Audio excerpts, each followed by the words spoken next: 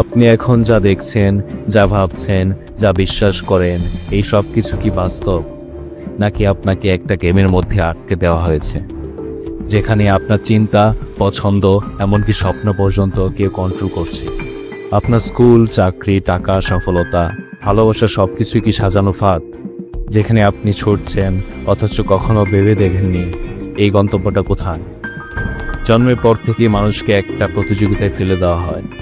প্রথমে পরিবার বলবে ভালো ছাত্র হও, সমাজ বলবে চাকরি করো, অর্থ উপার্জন করো, একটা জীবন তৈরি করো। এই সব কিছুর জন্যই কি আমাদের সৃষ্টি করা হয়েছিল? এই পৃথিবীর সিস্টেমটা এমনভাবে করা যেন আপনি সারা জীবন একটা সাইকেলের ভিতর আটকে থাকেন।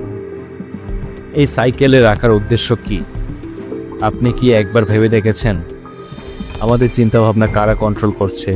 আমাদের জীবনের মূল লক্ষ্য থাকার কথা ছিল জান্নাত। সেই জায়গায় আমাদের জীবনের লক্ষ্য কিভাবে পরিবর্তন হলো? কেন আমরা মৃত্যুর পরবর্তী জীবনকে ভুলে গেলাম? এর একটি মাত্র উত্তর: ইলুমিনাতি। আপনারা ইতিমধ্যে অনেকেই ইলুমিনাতি সম্পর্কে জানেন।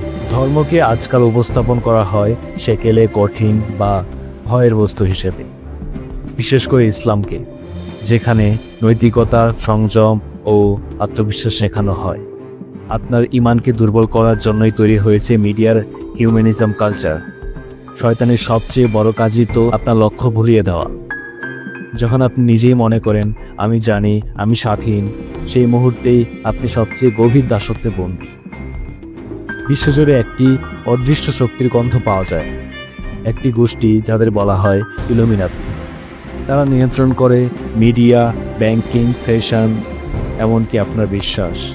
তাদের অস্ত্র মানুষকে তাদের প্রতীক ও দর্শনে অভ্যস্ত করে তোলা। ত্রিভুজ চোখ, 666, পারফোম্যাট, এগুলো যেন আজকের কুল স্টাইল, কিন্তু এর পেছনে আছে এক গভীর অন্ধকার পরিকল্পনা। পপ সঙ্গীতের কিংবদন্তি মাইকেল জ্যাকসন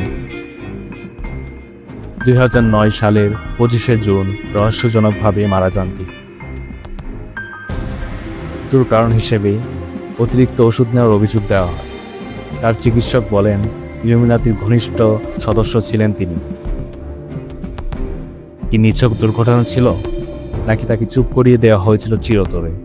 যারা জেগে ওঠে, যারা প্রশ্ন তোলে, তাদের জন্য কি পৃথিবীতে কোনো জায়গা নেই?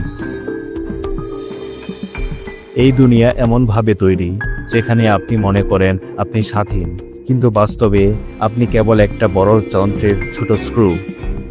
এই ফাঁদ থেকে মুক্তির একটাই পথ: আপনাকে জানতে হবে আপনি বন্দী। তারপর আপনাকে নিজেই সেই